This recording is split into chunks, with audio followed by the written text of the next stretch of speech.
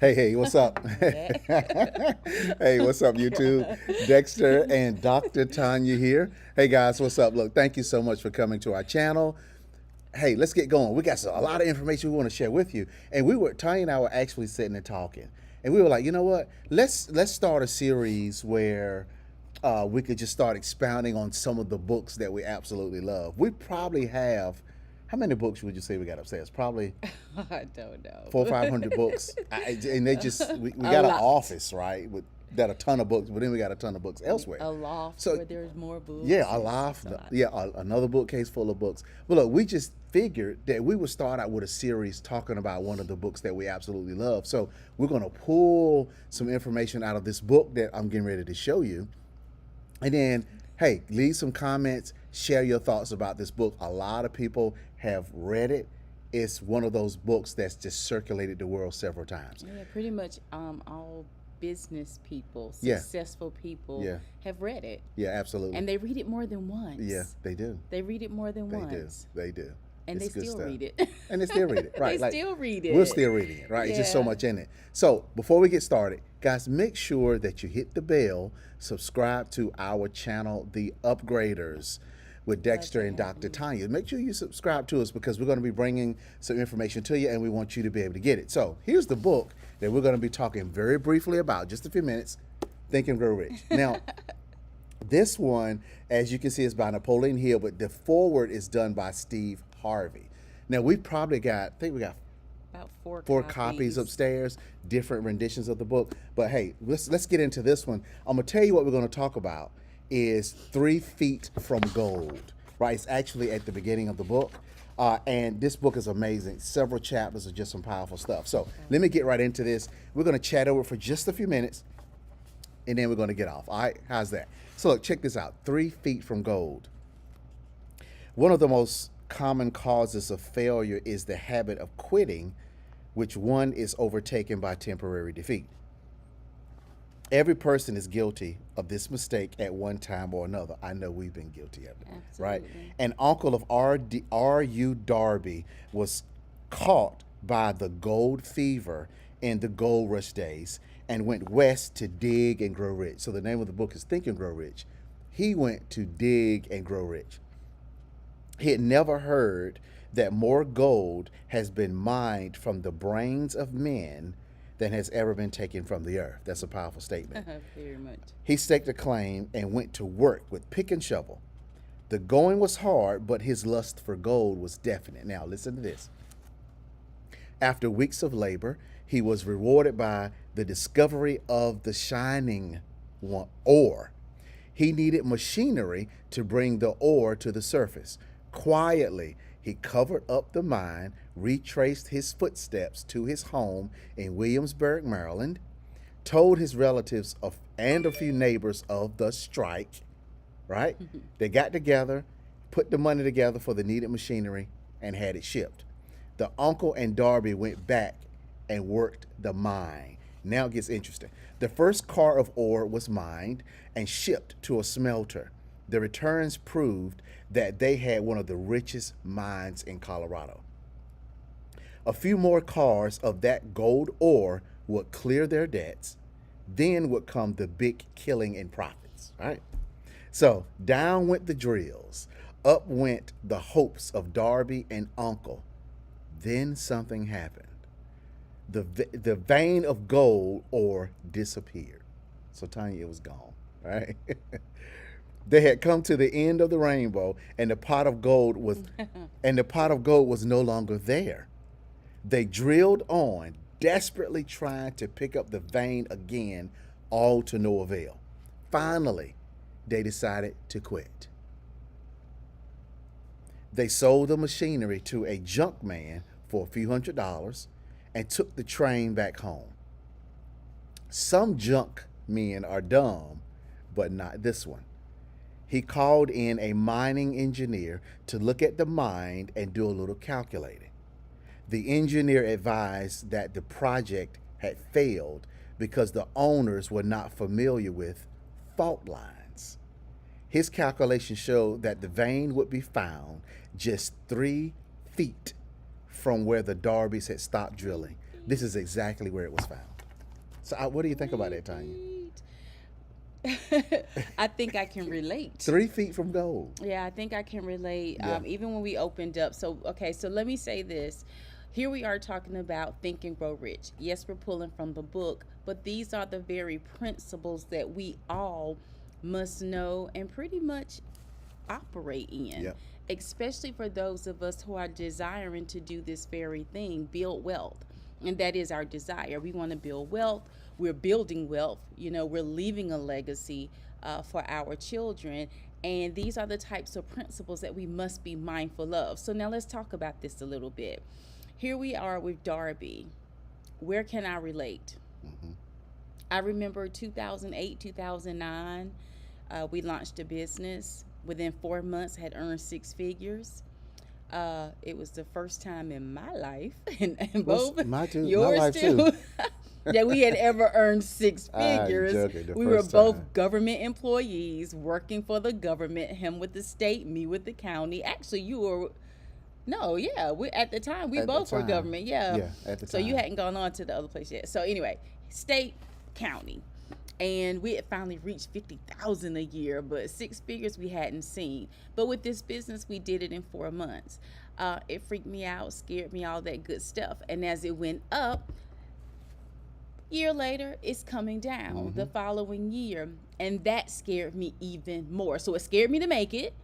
And then it scared me once it was lost. Yeah. And I quit. I quit. I did not ask questions. I did not, try to talk to anybody to help me know or learn what the next steps would be. I didn't do anything. And that's pretty much what happened with Darby. Yeah. Darby was moving. He had a brainchild. He had a passion. And he put forth effort. And that effort began to unlock things for him. So here's this ore. And he's like, oh my God, that he could even go back to his family and say, I found something. Would you invest in me? They believed in him. They said, yeah. And they invested. But then when he goes back, it's not there. And now he's like, what?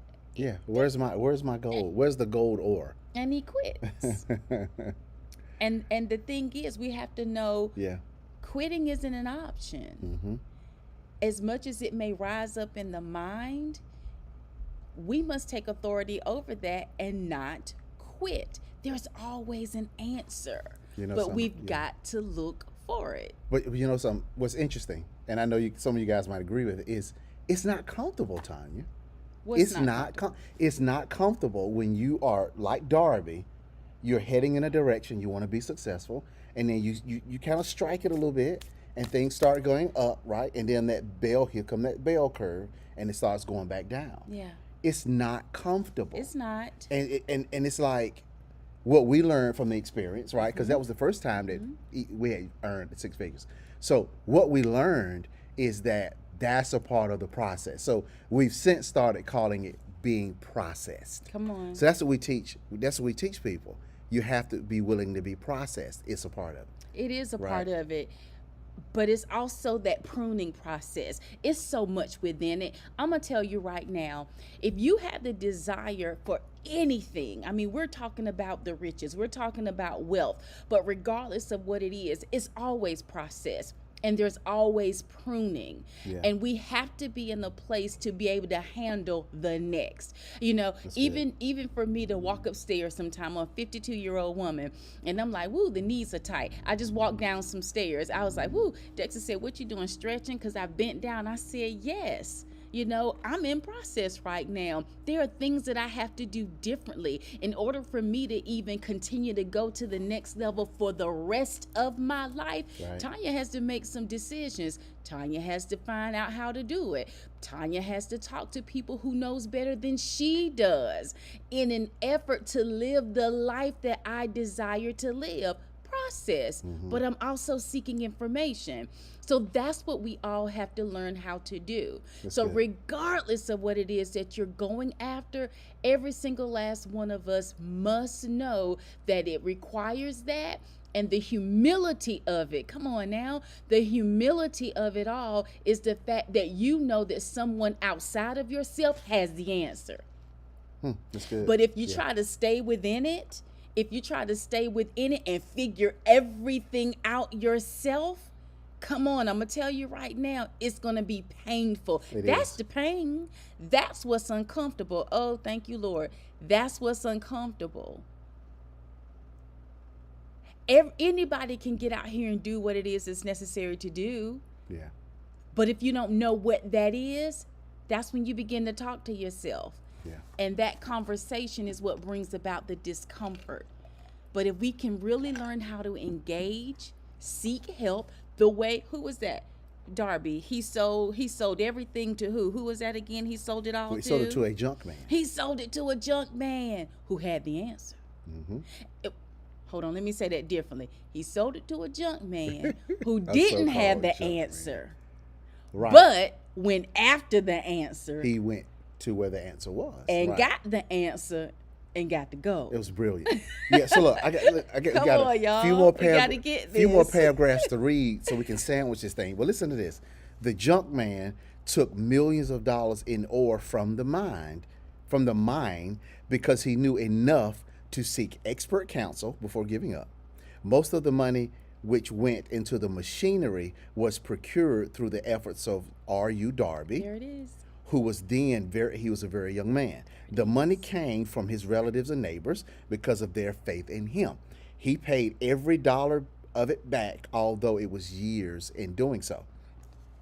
Long afterward, now this is another key. We'll probably have to get into this into our next message, but long afterward, Mr. Darby recouped his loss many times over when he made the discovery that desire can be transmuted into gold. The discovery came after he went into the business of selling life insurance. All right? Remembering that he lost a huge fortune because he stopped 3 feet from gold, Darby profited by the experience in his chosen work, by the simple method of saying to himself, I stopped 3 feet from gold, but I will never stop because men say no when I ask them to buy insurance. I mean, this stuff it's amazing. So this man went on to sell millions of dollars a year in insurance. And he says, because success comes in any man's life, he's sure to meet with much temporary defeat and perhaps failure. When defeat overtakes a person, the easiest and most logical thing to do is quit. This is exactly what the majority of people do. And lastly, it's easy. More than 500 of the most successful men this country has ever known told the author their greatest success came just one step beyond the point at which defeat had overtaken them. One step. One step. Think and grow rich, baby. This stuff is so powerful. So I wanted to flesh this out, Tanya, really quickly before we get out of here. So Darby, I can only think of myself. Okay. I would have been so upset that I quit 3 feet from gold, that I would have probably went in some kind of mental something, right? But this man, now the book doesn't go into that, but this guy said he goes into selling insurance, and the book says he recouped multiple times more than what he lost because he applied the principle of not quitting. Now, to me, that's just simply amazing. So the junk man's wisdom and knowing how to go get information from other people that you don't have, that's what we all need to do because we don't know everything. And then this man turns around and says, you know what, I made a mistake. I'm sure he went through some stuff, but he's like, you know what, let me just apply the principles of what I learned. So that's phenomenal to me. It is phenomenal. He didn't give up. He did quit, but he didn't give up.